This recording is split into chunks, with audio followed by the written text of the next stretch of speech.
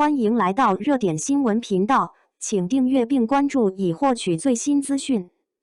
张新成、丁禹兮南部档案解锁南洋鬼市，双男主探案宿命感拉满，电影及制作重塑民国悬疑新美学。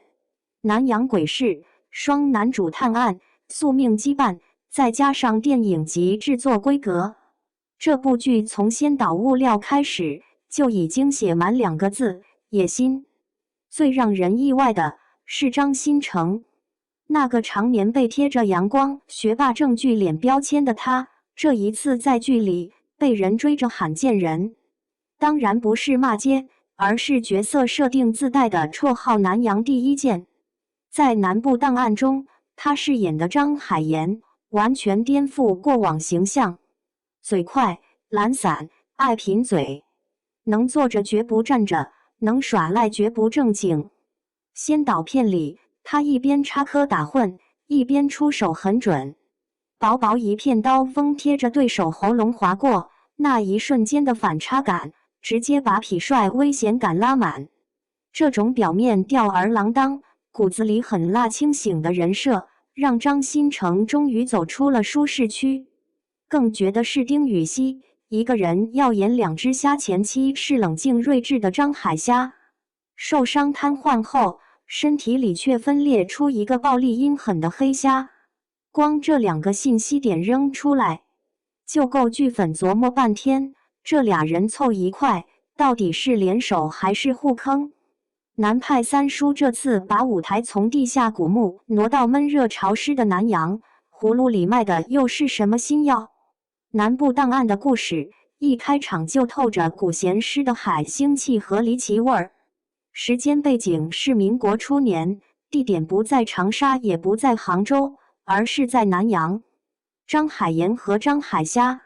这名字听起来像海鲜档口兄弟，实际身份是神秘组织南部档案馆的探员。他们的日常工作可不是整理文件，而是处理那些寻常警探解决不了的鬼事。第一个案子就叫做水鬼望乡，死者以一种近乎朝圣的诡异姿态溺毙，所有线索都指向了南洋民间流传的恐怖传说，但这只是个引子，像一块被敲开的贝壳，露出了里面更惊人的血肉。案件调查像滚雪球，越滚越大，牵扯出盘花海礁洞里那些被盐腌制的尸体，雨林深处如同活祭现场的鬼王魂，还有挂满尸体的倒挂尸林。这些场景名字听着就让人脊背发凉，但更 chilling 的是背后的逻辑。所有这些怪事似乎都隐隐指向一种开着妖异黄花的植物黄昏草，而操纵这一切的是表面斯文，实则心狠手辣的军阀莫云高。他想做的是用这种毒草操控人心，甚至猎杀身负特殊血脉的张家人。一条主线逐渐浮出水面，所有谜团的终点都指向一艘从未按时归航的神秘巨轮南安号。说回这对核心搭档，张新成演的张海岩彻底放飞了自我。他穿着混搭的西装工装，嘴里总叼着东西，一副玩世不恭的街溜子模样。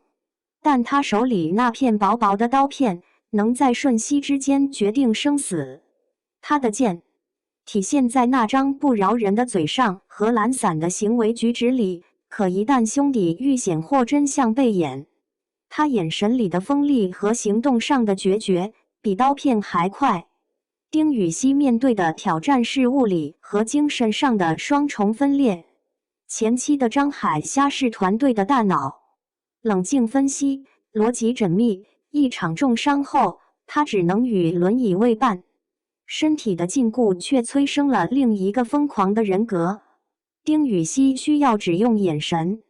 嘴角微妙的颤动和呼吸的节奏，来让观众区分此刻掌控这具躯体的是善忍的白虾，还是恶戾的黑虾。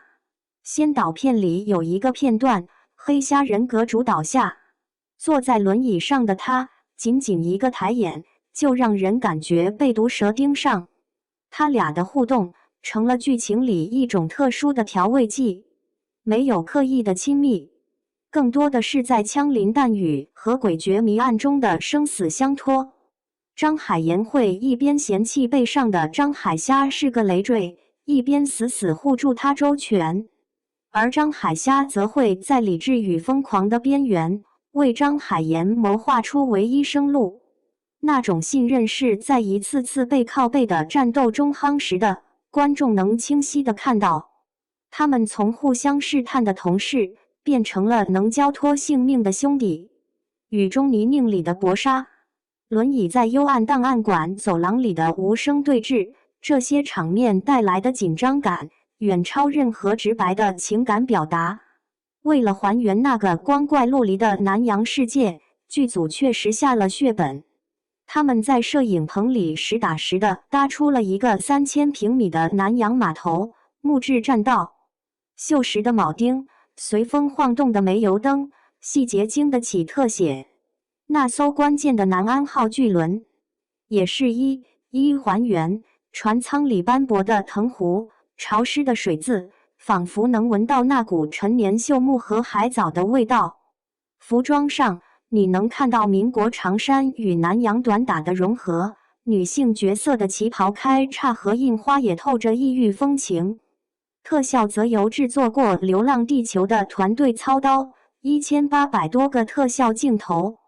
用来呈现黄昏草蔓延时的妖异美感，以及庞大古船在风暴中沉没的惊天场面。除了双男主，配角名单堪称豪华。傅大龙演的莫云高是个迷人的反派，他谈吐文雅，却能把杀戮说得像艺术创作。江佩瑶饰演的档案馆馆长张海琪，一身利落装扮，气场强大，绝非等待救援的花瓶。还有寒冻版的张启山，季肖冰版的解九爷，惊鸿一瞥，瞬间就把这部作品勾连进了更庞大的盗墓宇宙里，让老粉心领神会。这些人物各有各的算盘和故事，共同织成了一张密不透风的网。现在，所有的线索都已若隐若现地摆在了台面上。黄昏草的毒剂究竟覆盖多广？那艘消失的南安号上藏着怎样的终极秘密？对于张海虾而言，那个因痛苦而生的黑虾人格，最终会成为帮助他们的利器，还是吞噬一切的深渊？这些问题就像南洋海面上终年不散的雾气，等待着被拨开。而观众手里的船票，似乎已经预定了这场穿越迷雾的惊悚航程。